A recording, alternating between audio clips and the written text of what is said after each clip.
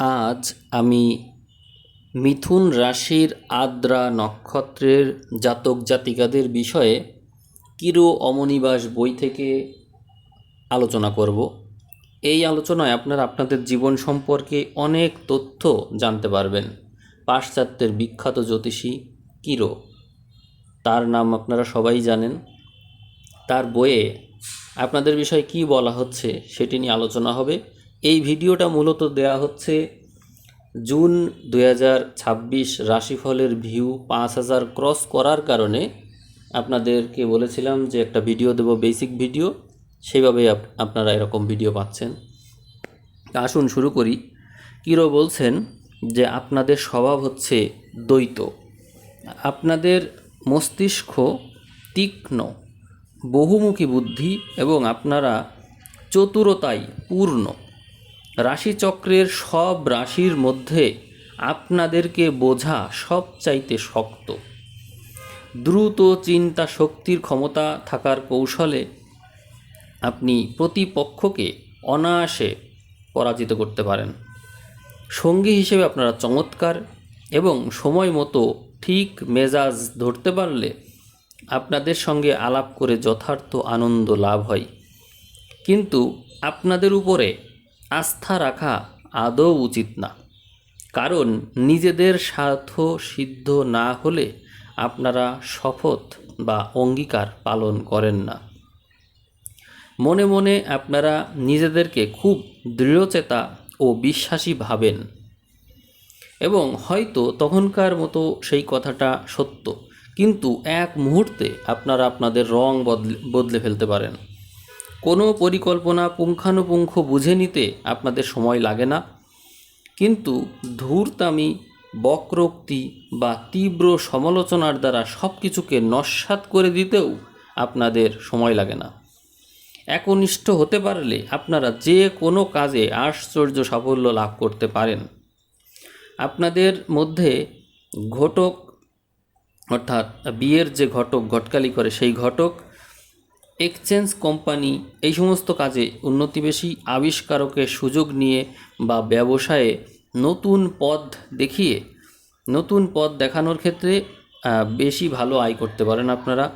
কূটনীতিক যোগাযোগে, নামী ব্যক্তিদের সঙ্গে সাক্ষাতে, বহুবার বিদেশ ভ্রমণ ও বিদেশিদের মুগ্ধ করা, এই সমস্ত বিষয়ে খুব পটু এবং সফল হন আপনারা এত চিত্তাকর্ষক হন যে আপনাদের কাছ থেকে বিদায় নিয়ে লোকেরা ভাবেন কি অপূর্ব সাক্ষাৎকার।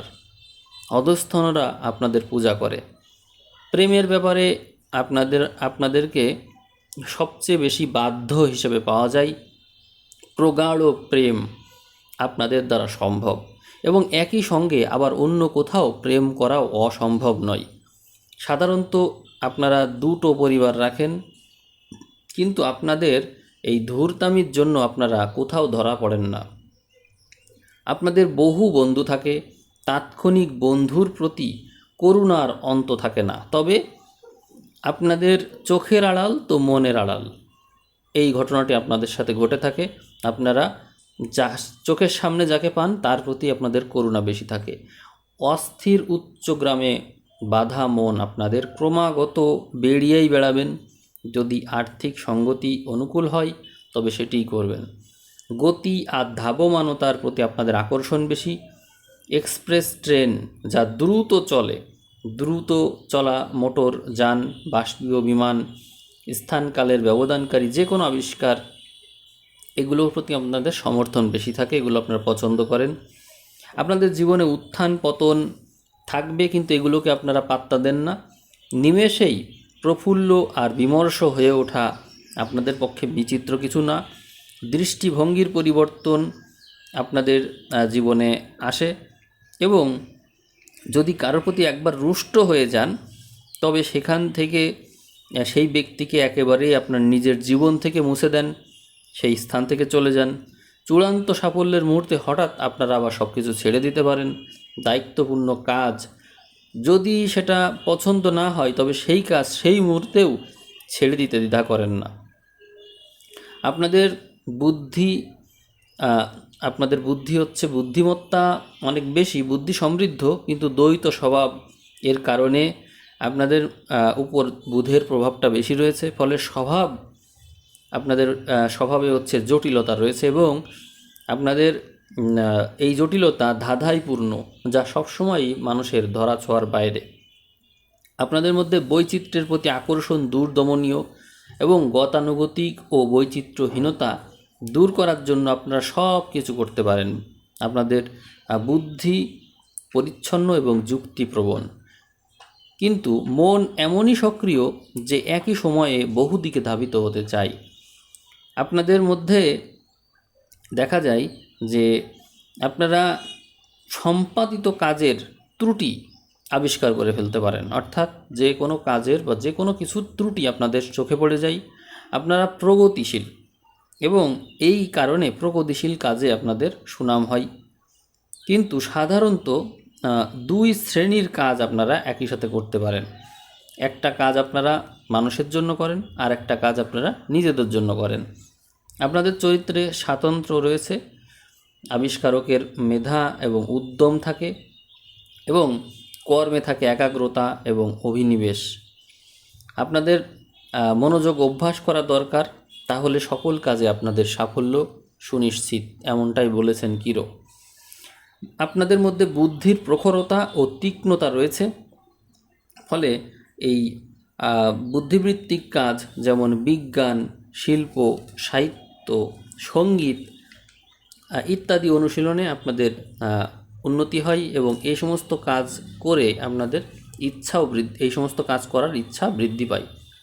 আপনাদের মধ্যে উচ্চাশা প্রবল, এবং আপনাদের মন হচ্ছে যদি কখনো সঞ্চয়মুখী হয়ে যায়, তাহলে যে সমস্ত কাজে অর্থ সংগ্রহের মনোনিবেশ থাকে সেই সমস্ত কাজে আপনারা উপার্জন করতে পারেন, যেমন ব্যবসা আছে। আবার ফাটকার ব্যবহারে আপনাদের ঝোঁক থাকে। দেখা যায় যে যদি আপনারা কোনো কাজে তৃপ্তি না পান, কোনো সাফল্য আপনাকে তৃপ্তি না দেয়, তাহলে অর্থের অন্বেষণে আপনারা অনেক দূর পর্যন্ত ঝুঁকি নিতে রাজি থাকেন। আপনারা যদি জীবনে সহনশীলতার পথ বেছে নেন, তাহলে একদিকে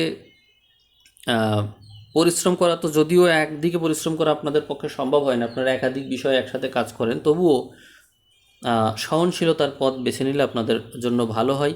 কিন্তু মনে রাখতে হবে যে কর্মবিরতির ফলে কিন্তু আপনাদের আর্থিক অনিশ্চয়তা দেখা দেবে। কর্মে বিরতি দেওয়া ঠিক হবে না, ধীরগতিতে হলেও এগিয়ে যেতে হবে। আপনাদের মধ্যে একটা আর্থিক অনিশ্চয়তা সবসময় থেকে যায় যদি আপনারা আপনাদের নিজেদেরকে বশ করতে না পারেন, অর্থাৎ আপনাদের যে প্রকৃতি ছেড়ে দেওয়া, মাঝে সাঝে ছেড়ে চলে যাওয়া, এই প্রকৃতির কারণে আপনাদের আর্থিক অনিশ্চয়তা দেখা যায়।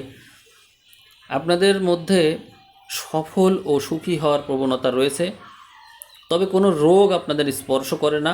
নতুন স্নায়ুমণ্ডলীর দুর্বলতা দেহে ব্যাধি টেনে আনে। আপনাদের মধ্যে বলিষ্ঠতা রয়েছে, স্নায়ুর উপর নির্ভরশীল বেশি আপনাদের জীবন, এবং স্নায়বিক দৌর্বল্যও আপনাদের জীবনে ঘটে থাকে। বিদ্যুৎ চালিত ব্যাটারিকে যেমন সময় সময় দম দিতে হয়, আপনাদের বিষয়টা ওই রকমই। নিদ্রায় যদি শারীরিক ক্ষয় পূরণ করে দিতে পারেন, তাহলে বড় রকমের ভাঙন থেকে রক্ষা পেয়ে যাবেন আপনারা, অর্থাৎ ঘুমটা খুব জরুরি, এই কথাই বলছেন কিরো। আর স্নায়ু রোগ যেমন জিহ্বার জড়তা, তোতলামি বা মৃগী রোগ, এগুলোও হতে পারে। ফুসফুসের দৌর্বল্য রয়েছে,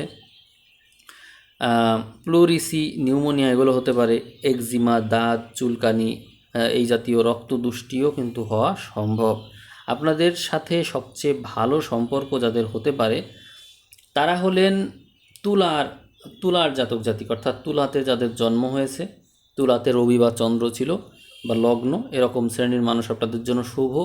এছাড়াও যারা হচ্ছে ধনুতে জন্মগ্রহণ করেছেন, অর্থাৎ ধনু রাশি, অর্থাৎ ধনুতে রবি হোক বা চন্দ্রই হোক বা লগ্নই হোক, এরকম শ্রেণীর মানুষ আপনাদের জন্য শুভ। এছাড়াও কুম্ভের মানুষ আপনাদের জন্য শুভ। কুম্ভে যদি রবি, চন্দ্র অথবা লগ্ন থাকে, তাহলে এই ধরনের মানুষ আপনাদের জন্য অধিক শুভ হবে। এখন আমরা আপনার সম্পর্কে আরও কিছু গভীর তথ্য জানব।